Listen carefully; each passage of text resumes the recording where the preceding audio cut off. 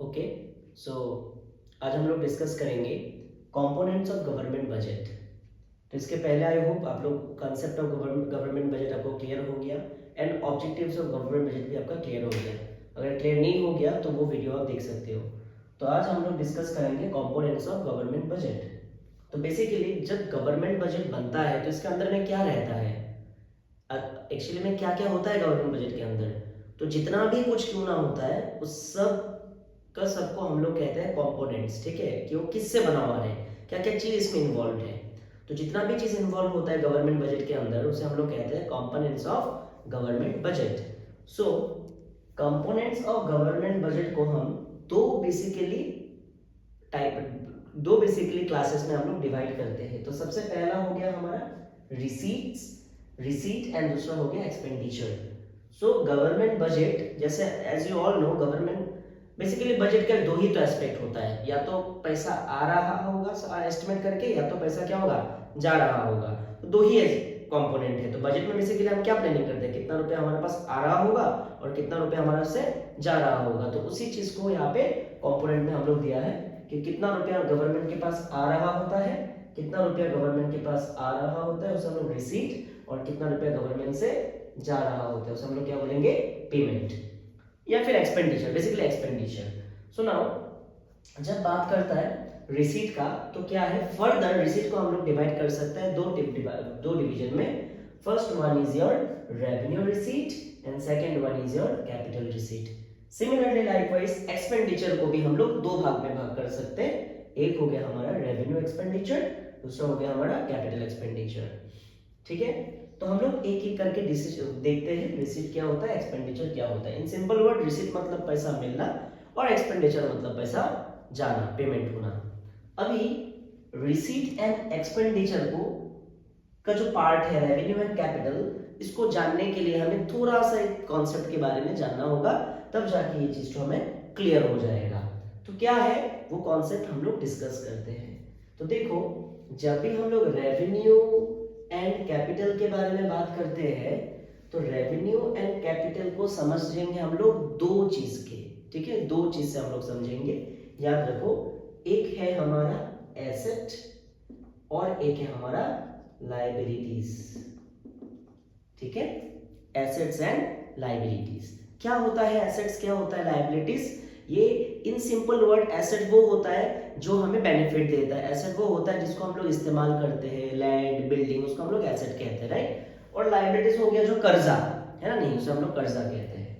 तो सुनो, revenue basically वो चीज होता है, रेवेन्यू बेसिकली वो चीज होता है जो एसेट एंड लायबिलिटीज को कभी भी कोई इफेक्ट नहीं करता है। याद रखो, रेवेन्यू वो चीज होता है जो कैपिटल या जो लायबिलिटी एंड एसेट के साथ कोई कनेक्शन नहीं है। किसका लायबिलिटी एंड एसेट के साथ कनेक्शन नहीं है? याद रखो, रेवेन्यू का। But on the other hand capital अगर आपको समझना है, कैपिटल बेसिकली कनेक्शन रखता है एसेट के साथ एंड क्या, लायबिलिटीज के साथ। ठीक है, ये कनेक्शन रखता है। क्या कनेक्शन रखता है क्या नहीं, जब हम लोग अभी इसको देखेंगे तब समझ में आएगा।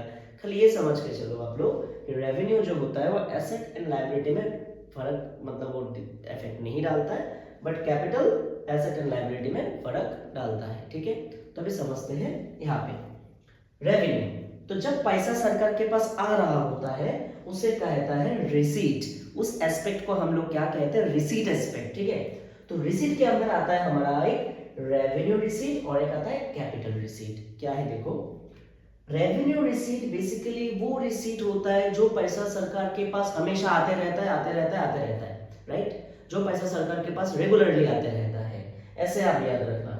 रेवेन्यू रिसीट वो रिसीट होता है जो सरकार के पास रेगुलरली आते रहता है। क्या चीज सरकार के पास आते रहता है?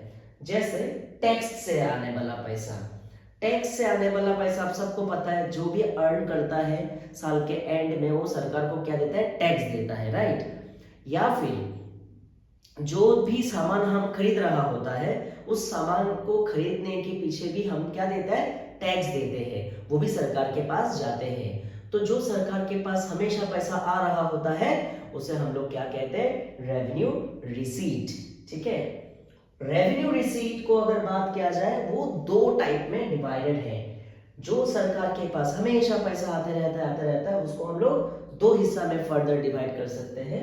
First one is your tax revenue, another is your non tax revenue. Tax revenue क्या होता है? टैक्स रेवेन्यू वो होता है जो हम लोग या तो अपना इनकम करते हैं, ज्यादा इनकम, वहां से सरकार को टैक्स देना पड़ता है, या तो जब हम लोग सामान खरीदते हैं तब सरकार को टैक्स देना पड़ता है। तो जो हम लोग इनकम करके जो टैक्स देता है, फॉर आप सुना होगा कि ज्यादा इनकम करने से सरकार को टैक्स देना पड़ता है, वो आता है डायरेक्ट टैक्स में। वो क्या आता है? डायरेक्ट टैक्स में। क्यों? क्योंकि अगर हम लोग एक लेवल से ज्यादा इनकम कर लिया तो सरकार को, हमें डायरेक्टली सरकार को देना पड़ता है पैसा टू, हम डायरेक्टली सरकार को इनकम टैक्स देता है, ठीक है, इसलिए इसका नाम हो गया डायरेक्ट टैक्स। और एक प्रकार का टैक्स होता है जिसको हम लोग कहता है इनडायरेक्ट टैक्स। बेसिकली वो ऐसा टैक्स होता है जो हम डायरेक्ट सरकार को नहीं देते हैं, हम किसको देते हैं? दुकानदार को देते हैं। जब हम सामान खरीदते हैं कुछ, तो सामान में दिखना टैक्स लिखा हुआ रहता है, जीएसटी वगैरह, है ना, तो वो टैक्स जो हम देते हैं सरकार को, सॉरी सरकार को नहीं, जो दुकानदार को देता है, दुकानदार हमसे टैक्स तो लेता है लेकिन दुकानदार पे करता है गवर्नमेंट को, ठीक है। तो हम जब सामान खरीद रहा होता है, जीएसटी दे रहा होता है, किसको दे रहा होता है? गवर्नमेंट को डायरेक्टली हम दे नहीं रहा होता है, जीएसटी हम दे रहा होता है दुकानदार को, और वही दुकानदार फिर सरकार को देता है। तो सरकार के पास दुकानदार के थ्रू जा रहा है, इसलिए इसको हम लोग क्या कहते हैं? इनडायरेक्ट टैक्स, ठीक है। अपना इनकम से डायरेक्ट दे दिया तो कौन सा टैक्स? Direct tax. और कुछ खरीद के हम दुकानदार को दे रहे हैं, वो सरकार को दे रहा है, तो उसे क्या बोलते हैं हम लोग? Indirect tax. तो टैक्स से आने वाला पैसा सरकार के पास रेगुलरली आते रहता है, इसमें कोई प्रॉब्लम नहीं है, इसलिए इसको हम लोग क्या बोलते हैं? Tax revenue. Non tax revenue वो टैक्स रेवेन्यू होता है जो टैक्स से नहीं आता है, जो सरकार के पास अलग सोर्सेस से आता है। फॉर एग्जांपल जैसे फाइन्स, आप देख सकते हो रास्ते में बिना हेलमेट का कोई गाड़ी चलाता है तो उसको फाइन देना पड़ता है, कोई नियम कानून नहीं मान के चलेगा तो फाइन देना पड़ता है, वो भी सरकार का एक इनकम है, आने वाला चीज है, रिसीट, इसीलिए इसके में इसके अंदर आ रहा है। तो इसमें नॉन टैक्स रेवेन्यू में आ रहा है क्या? फाइन्स। कभी फाइन को हम बोल सकते हैं क्या टैक्स दे रहा है? No, fine is something which we violate. Suppose हम लोग कुछ वायलेट कर रहे हैं तब हम फाइन देते हैं सरकार को, है ना, नहीं। फाइन्स। फीस, यहाँ पे किस फीस के बारे में बात किया जा रहा है? यहाँ पे उस फीस के बारे में बात किया जा रहा है जब सरकार से हम कोई ना कोई सर्विसेज लेता है। जैसे आप लोग लाइसेंस बना लिया आपने, जब आप बाइक चलाओगे, स्कूटी चलाओगे, आप लाइसेंस बनाओगे गवर्नमेंट से, तो लाइसेंस बनाने के समय में सरकार को आपको फीस देना पड़ेगा, वो भी सरकार का एक इनकम है। सरकार अलग अलग प्रकार का सर्विसेज देता है, उसको भी, उसमें सरकार को क्या देना पड़ता है? हमें पेमेंट करना पड़ता है, उसको भी हम लोग क्या बोलता है? फीस। And interest. इंटरेस्ट क्या हो गया? गवर्नमेंट कभी कभी हमें लोन देता है, पता है ना, हाउसिंग लोन गवर्नमेंट लोन देता है, गवर्नमेंट बैंक से लोन लेंगे हम लोग, कहते नहीं कहते हैं? तो गवर्नमेंट जब हम लोग को लोन देता है तो गवर्नमेंट को इंटरेस्ट मिलता है, तो मिलता है ना, इसीलिए वो रिसीट के अंदर आया है। क्लियर? तो हमने क्या डिस्कस किया है अभी तक? कंपोनेंट ऑफ गवर्नमेंट बजट दो होता है, एक तो आने वाला कंपोनेंट, उसे हम लोग बोलते हैं रिसीट, और एक होता है पेमेंट वाला, एक्सपेंडिचर। तो हम लोग किसके बारे में बात कर रहे हैं? रिसीट। तो रिसीट कितना हो गया? दो प्रकार का, रेगुलरली आने वाला पैसा जो गवर्नमेंट के पास आते रहता है वो रेवेन्यू, और कभी कभी आने वाला को कैपिटल। हम लोग कैपिटल अभी डिस्कस करेंगे। जस्ट नाउ किसको डिस्कस किया हमने? रेवेन्यू को। और रेवेन्यू किसके अंदर? रेवेन्यू के अंदर क्या आ रहा है? दो चीज, जो रेगुलरली पैसा आता है गवर्नमेंट का, उसको दो चीज में हम दो भाग में भाग कर सकते हैं। एक तो टैक्स से आने वाला चीज जिसे हम लोग क्या बोलेंगे? रेवेन्यू, टैक्स रेवेन्यू, और एक बिना टैक्स से आने वाला रेगुलरली चीज जिसे हम लोग क्या बोलेंगे? Non tax revenue. ठीक है, non tax revenue, right. Tax के अंदर आया था डायरेक्ट एंड इनडायरेक्ट। डायरेक्ट जो हम लोग डायरेक्टली सरकार को पैसा देता है, इनडायरेक्टली दुकान से सामान खरीदने के टाइम में देता है दुकानदार, फिर गवर्नमेंट को देता है, इसलिए वो इनडायरेक्ट। और इनडायरेक्ट के अंदर आता है जीएसटी, ठीक है। और नॉन टैक्स में आपको बोल ही दिया, जो फाइन वगैरह हम देता है, फीस वगैरह जो देता है, इंटरेस्ट, गवर्नमेंट कभी कभी लोन देता है, गवर्नमेंट को हमें क्या इंटरेस्ट देना पड़ता है, वो इंटरेस्ट। अभी बात करते हैं हम लोग कैपिटल रिसीट का। स्टूडेंट्स, कैपिटल रिसीट वो रिसीट होता है जो गवर्नमेंट के पास हमेशा नहीं आता है, ठीक है। कैपिटल रिसीट वो रिसीट होता है जो गवर्नमेंट के पास रेगुलरली नहीं आता है। क्या हो गया वो? जैसे फॉर एग्जांपल बोरोइंग्स। बोरोइंग का मतलब क्या होता है? सरकार कहीं से पैसा लेता है, यस, सरकार भी पैसा लेता है। कभी कभी जब सरकार के पास, सरकार को कुछ प्रोजेक्ट करना होता है बड़ा, सरकार को कुछ पेमेंट करना होता है, तब सरकार लोन लेता है, ठीक है, उसे क्या बोला जाता है? बोरोइंग्स। तो लोन लेने के वक्त भी सरकार के पास पैसा आ रहा है, इसलिए रिसीट कहा गया। लेकिन जो पैसा आ रहा है लोन लेने के समय में गवर्नमेंट के पास, वो हमेशा नहीं लेता है गवर्नमेंट, राइट। रेवेन्यू क्या होता है, हमेशा आने वाला, लेकिन यहाँ पे क्या बोला जा रहा है, कभी कभी उसमें आ रहा है आपका क्या, बोरोइंग्स। तो बोरोइंग्स हमेशा आने वाला चीज नहीं है, ठीक है। रिकवरी ऑफ लोन्स, जब गवर्नमेंट, ठीक है, रिकवर कर लेता है लोन को, लोन को रिकवर करने का मतलब हो गया, फॉर एग्जांपल गवर्नमेंट ने किसी को पैसा दिया था, वो पैसा मिल नहीं रहा था, फिर धीरे करके फटाक से गवर्नमेंट ने कुछ करके मतलब लोन को रिकवर कर लिया। तो जब लोन रिकवर जब किया जाएगा, तो बार बार चीज नहीं किया जाता है ना वो चीज। तो जब रिकवर कर लिया गया पुराना लोन को, वो भी हम क्या किसके अंदर आ सकता है, लिख सकते हैं कैपिटल रिसीट की। और थर्ड हो गया आपका डिसइन्वेस्टमेंट। डिसइन्वेस्टमेंट क्या होता है, डिसइन्वेस्टमेंट का मतलब होता है जब एक पब्लिक, जब मैं क्या बोला आपको, एक पब्लिक एंटरप्राइज का, जब एक पब्लिक एंटरप्राइज का शेयर को, हिस्सा को, समझ में आ रहा है, सेल कर दिया जाता है किसको, प्राइवेट को, ठीक है, किसको, प्राइवेट को, उसे बोला जाता है डिसइन्वेस्टमेंट। फॉर एग्जांपल ये एक ये एक एंटरप्राइज है किसका, गवर्नमेंट, जिसमें 100 रुपया है, पूरा 100 रुपया किसके पास है, गवर्नमेंट का पास है। अभी गवर्नमेंट ने इस 100 रुपया से 40 रुपया का हिस्सा बेच दिया प्राइवेट को, ठीक है। तो कितना रुपया बेचा, कितना रुपए का हिस्सा था सरकार के पास, पहले 100 तो सरकार ही पूरा मालिक हुआ करता था, अभी 40 रुपए का शेयर प्राइवेट को बेच दिया गया, तो 40 रुपए का मालिक कौन बन गया, अभी प्राइवेट। तो ये जो 40 रुपया जो दिया प्राइवेट को, इस कॉन्सेप्ट को बोला जाता है डिसइन्वेस्टमेंट। समझ में आ रहा है, क्या बोला जाता है, डिसइन्वेस्टमेंट। तो डिसइन्वेस्टमेंट बेसिकली किसको क्या जा रहा है, जब पब्लिक शेयर को हम प्राइवेट को बेच देते हैं। क्लियर।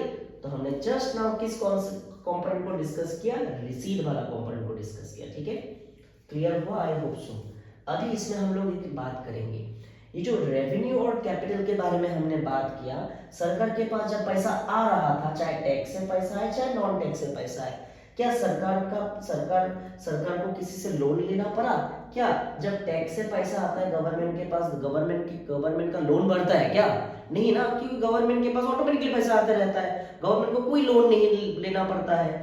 जब पैसा डायरेक्टली आ रहा है गवर्नमेंट के पास, उसको गवर्नमेंट नहीं बोलता है कि गवर्नमेंट का कोई लायबिलिटी आ रहा है, नो, इनकम आ रहा है गवर्नमेंट का, लायबिलिटी नहीं आ रहा है। उसी प्रकार से गवर्नमेंट ये भी नहीं कह रहा है कि गवर्नमेंट के पास एसेट बढ़ रहा है, बिल्डिंग बढ़ रहा है, ये बढ़ रहा है, पैसा आ रहा है, खाली बिल्डिंग नहीं आ रहा है, पैसा आ रहा है। इसलिए हम कह सकता है ये जो रेवेन्यू वाला कंपोनेंट हमने देखा, ओनली रेवेन्यू वाला कंपोनेंट जब देखा, जो पैसा आ रहा था, चाहे टैक्स है चाहे नॉन टैक्स है, इससे ना ही हमारा कोई एसेट, संपत्ति बढ़ रहा था, एसेट बढ़ रहा था, बिल्डिंग बढ़ रहा था, ये बढ़ रहा था, नो, ना ही कोई लायबिलिटी लेना पड़ा, खुशी खुशी आ रहा था पैसा इसमें गवर्नमेंट को आराम से, ठीक है।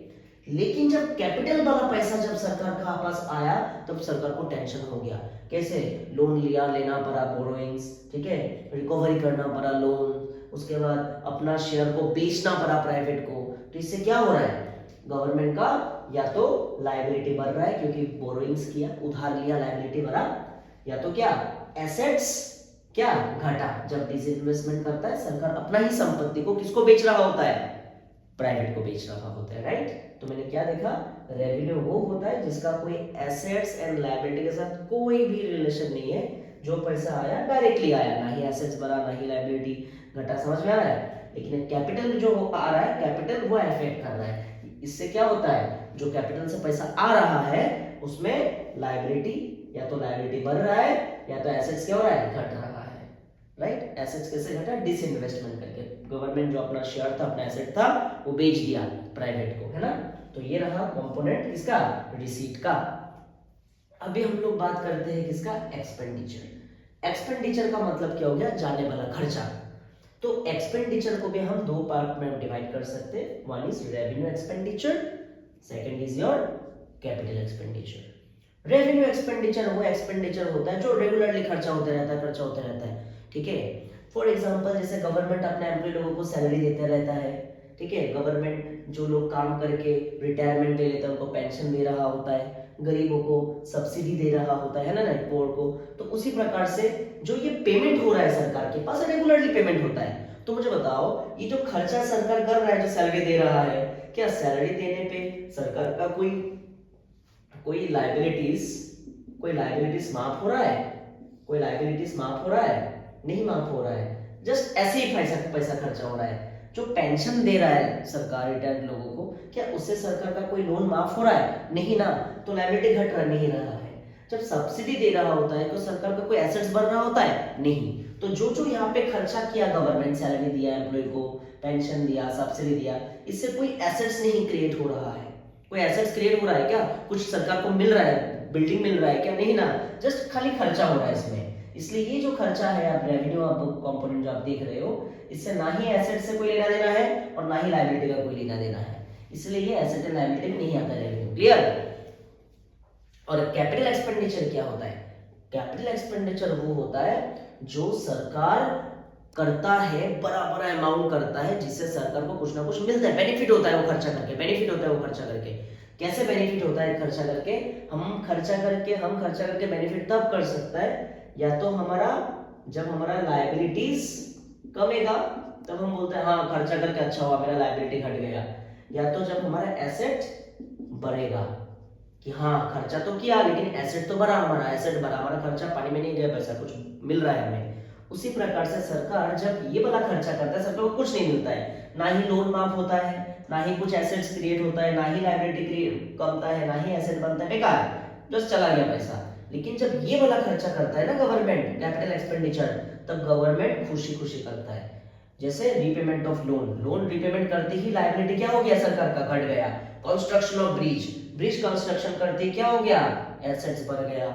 और इन्वेस्टमेंट करते ही क्या हो गया? एसेट्स बढ़ गया। समझ में आ रहा है? तो ये रहा हमारा कंपोनेंट्स। तो इन इजी वर्ड हम क्या बोल सकते हैं? कंपोनेंट्स को हम लोग दो भाग में भाग कर सकते हैं। वन इज पैसा आ रहा है रिसीट, जा रहा है एक्सपेंडिचर।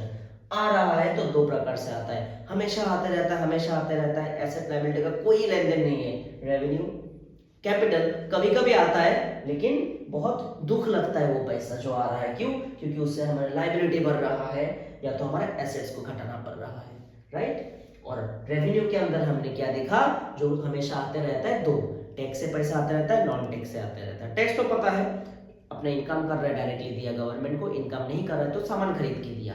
और नॉन टैक्स में क्या होगा? बिना हेलमेट का गाड़ी चलाओ तो फाइन दे दो, लाइसेंस बनाने जाओ तो फीस दे दो, गवर्नमेंट से लोन ले लो तो इंटरेस्ट दे दो, वो हो गया, ठीक है। और हमने एक्सपेंडिचर में भी देखा, एक्सपेंडिचर में ऐसा फालतू खर्चा जिसमें गवर्नमेंट को कुछ मिलता नहीं है, ना लायबिलिटी जाता है ना एसेट्स मिलता है, उसे बोलते हैं हमने रेवेन्यू एक्सपेंडिचर। सैलरी दे देना, पेंशन दे देना, सब्सिडी दे देना, जस्ट दे रहा है सरकार को, मिल कुछ नहीं रहा है, जस्ट दे रहा है। लेकिन ये वाला जो खर्चा है कैपिटल एक्सपेंडिचर, इसमें सरकार को बेनिफिट हो रहा है। क्यों? जैसे पेमेंट ऑफ लोन करते ही लायबिलिटी घट गया, कंस्ट्रक्शन ऑफ ब्रिज करते ही एसेट बढ़ गया, investment in public enterprise, investment in public enterprise मतलब एक स्कूल बना दिया, कॉलेज बना दिया, हॉस्पिटल बना दिया, वो भी उससे भी क्या होता है? सरकार का एसेट्स बढ़ जाता है। तो ये सब रहा आपका कंपोनेंट्स ऑफ गवर्नमेंट बजट। तो इन शॉर्ट हम कह सकते हैं, हमें पूरा सा चार्ट समझने के पहले ये छोटा सा कॉन्सेप्ट हमें समझना पड़ेगा कि जो रेवेन्यू होता है, रेवेन्यू रिसीट, ये क्या कहता है? रेवेन्यू ना ही कोई एसेट के साथ लेन देन रखता है, ना ही कोई लायबिलिटीज के साथ, और कैपिटल एसेट्स एंड लायबिलिटी के साथ लेन देन रखते हैं, ठीक है। तो ये रहा हमारा कंपोनेंट्स ऑफ गवर्नमेंट बजट। अगर आप चाहते हो कंपोनेंट्स ऑफ गवर्नमेंट बजट के ऊपर मैं और एक बार वीडियो बनाऊं इन डिटेल, तो भी आप कमेंट में बोल सकते हो। Thank you.